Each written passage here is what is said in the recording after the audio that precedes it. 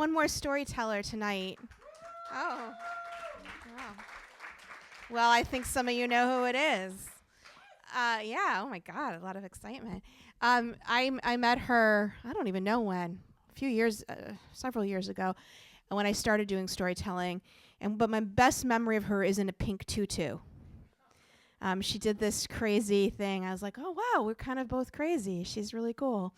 And we both had involvement with my teacher, Anne Randolph, was her student. So I don't know. She's kind of like my grandmother, but not. See, I didn't even know my brain went to the same place. Godmother is better. She's my godmother. But that's her, but I'm going to just tell you a little bit more. She has, I'm assuming a lot of you have taken with her. That's why there was all that clapping. So she's a storytelling teacher. She puts up a show. She teaches solo storytelling, like if you want to do your own solo show. Every year she has a whole bunch of people going to the Hollywood Fringe Festival. She's really interesting. She loves Whole Foods a lot, which I share in common with her.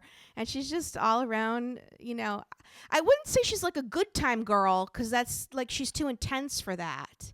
But she's like an intense good time girl, someone you really like to be around, who's really fucking smart and interesting. Let's welcome to the stage Terrie Silverman. Is that a good height? Yeah.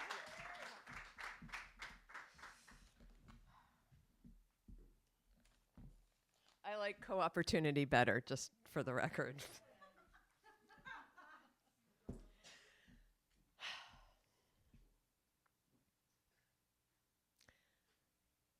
I had been waiting my whole life to be a ninth grader. In my day, it was junior high, 7th grade, 8th grade, 9th grade. 9th grade, you were king of the hill. But I was the new girl. We had just moved to LA, and I didn't know where my waist was. I had bushy hair, braces, buck teeth, parents divorced, no siblings, lived in an apartment. Everything about me was different. Plus, my Dorothy Hamill wedge made me look like George Washington.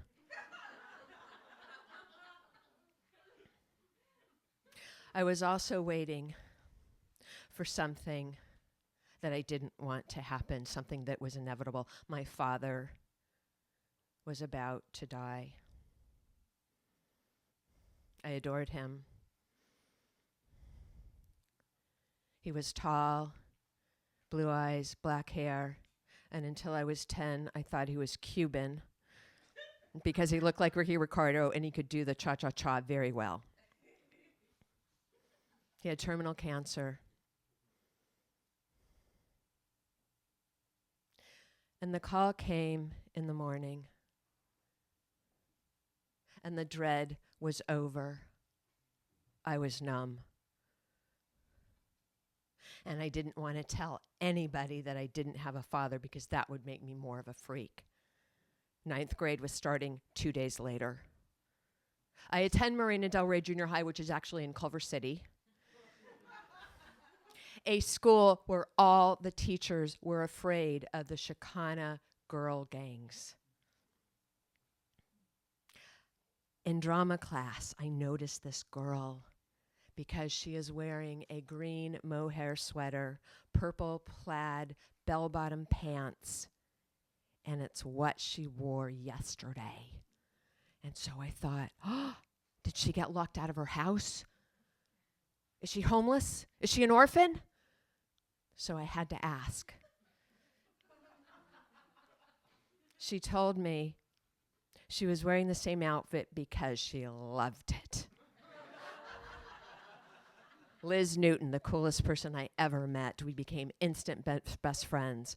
She had braces too, so we would eat our Conky Johnson's caramel pecan yogurt together while our teeth throbbed. We were exactly alike, except she was pretty.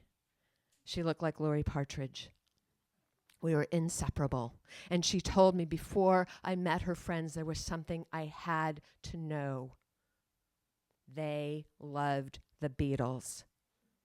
And she had to prepare me because I barely knew the music. No siblings, and I grew up in a house with my Benny Goodman loving Frank Sinatra playing mother. I did not tell Liz this, but I decided I will not kowtow to peer pressure. I am better than that. I will not like something just for people to like me. I tried that with my last best friend who loved Chicago. I could not do it. But I am open-minded and fair. So Liz brought over the Red Album. Hits from 1963 to 1966. And we opened my mother's dual belt drive turntable and put the stylus down. And within 10 seconds, the waxy buildup from all the bubblegum pop that I had been listening to was removed from my ears. And I could hear music like I had never heard it before. The rhythm guitar, the lead guitar, the harmonies, the melodies. It took my numbness away. It excited me out of my gourd, and I didn't let Liz leave until we had played all 4 sides. And I was hooked. And so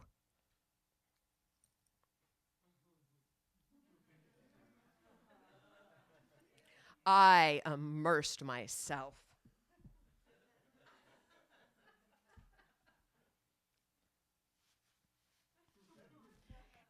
I got my hands on everything I could. I researched the Beatles because we had Beatle pop quizzes every Friday with the Beatle girls.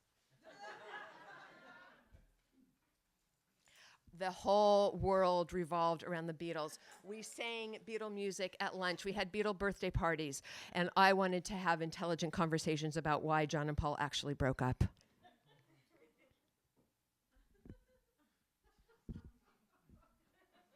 Oh.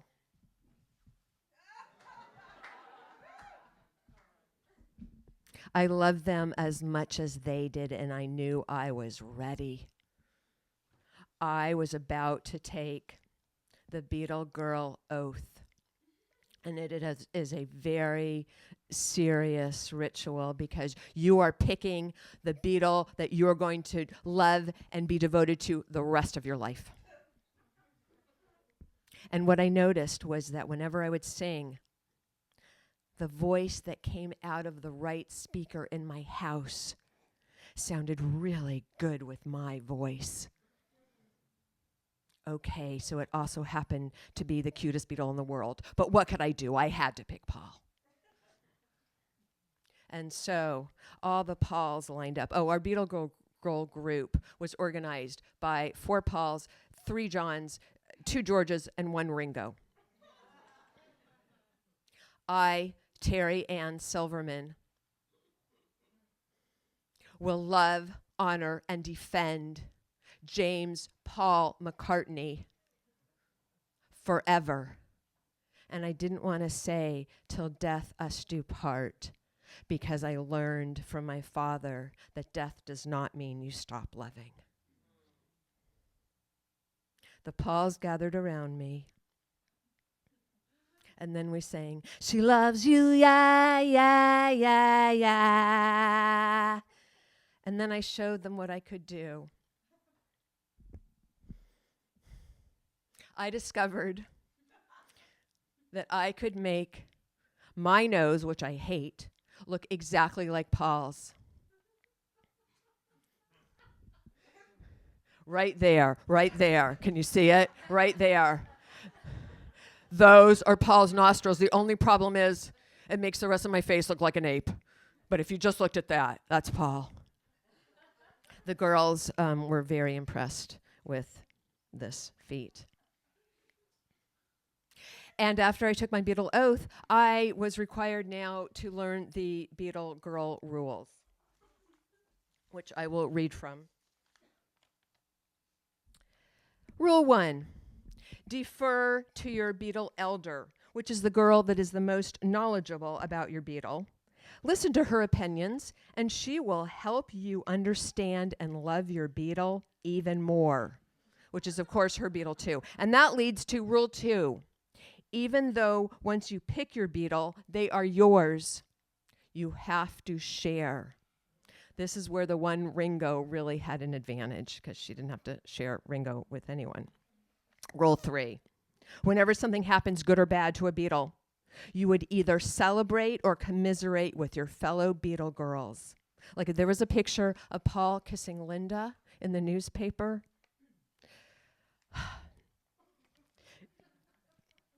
We were so mean to Linda during that time, so bless Linda.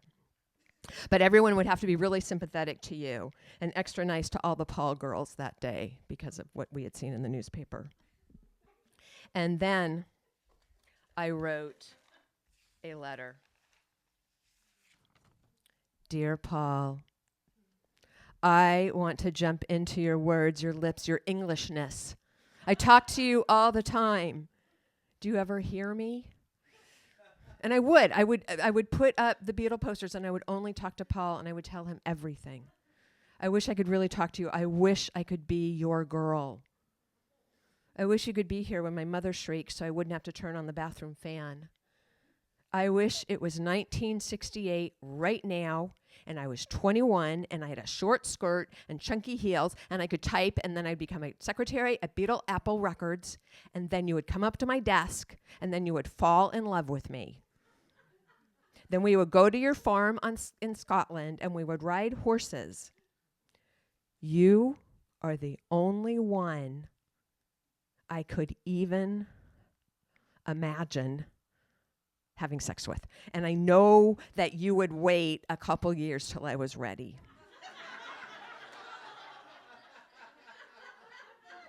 No, you could tell by the way Paul sings, he's really patient. Please find me.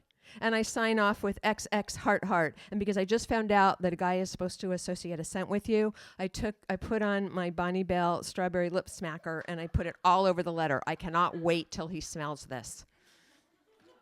Right after that, I fell in love with a real boy. Alan Dennis. Shiny, bangs, button nose. All the girls were in love with him because he was the star of drama class. Liz loved him too. So we had to share. Monday and Wednesday, he would write me a letter and he would call me at night. Tuesday and Thursdays, he would do the same for Liz. Fridays, we gave him the day off. It took a lot out of him. We were very competitive.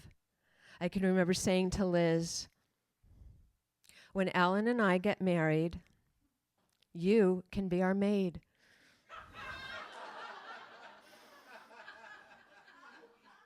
I was outgoing and quick-witted. She was sweet and adorable. And it was a fight to the death. This finger still has the teeth marks that Liz bit into because I was holding the receiver of the phone when I was talking to Alan and she thought it was her turn. You can look later when the show ends if you want to see the teeth marks. We'd go to the Fox Venice and the Newark because they would play Beatle movies all the time, and it was filled with screaming Beatle girls. And one night, while John is singing Help on the big screen, I notice a hand floating through the air, and then another hand floating, and they join. Alan, Liz are holding hands. And that is how I found out. Wit doth not beget love. Alan had picked Liz. I am so glad that you were all as sad as I was. It was devastating. And even though this was the happiest time in my life, this was the first time I ever felt a sense of belonging. I had a group. Liz Newton made me part of her family. I was an honorary Newton sister. They welcomed me so much that I never had to knock on the door. I could just walk in, and to an only lonely child, that was heaven. But I cried all the time. This was a tragic time in my life because Alan picked Liz and because I couldn't be with Paul. And it wasn't until years later that I realized these two epic moments of losing my father and finding the Beatles were related. I didn't tell anybody that year that my father had died. Not the Beatle girls, not Liz, not even Paul. I couldn't speak about it.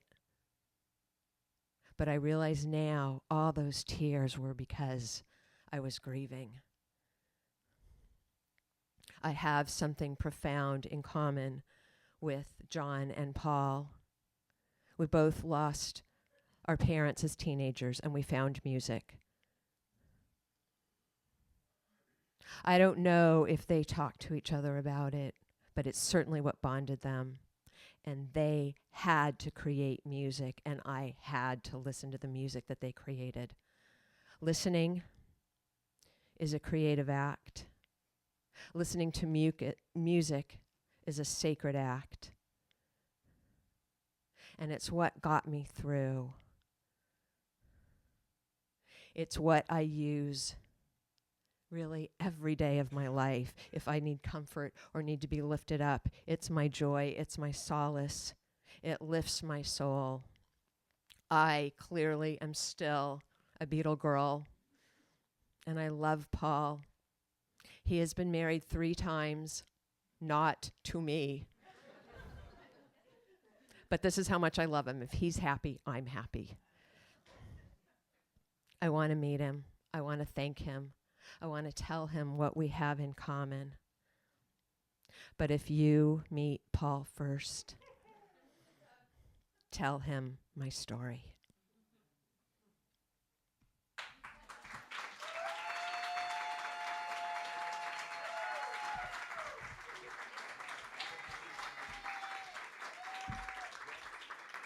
And I want you to know, and I couldn't have planned this, 5 days ago, I met Julian Lennon. It's at Marquee during a hipster party. You just can't tell him, that you both have dead fathers. So I didn't. But I did tell him that I named my Chihuahua after his grandmother.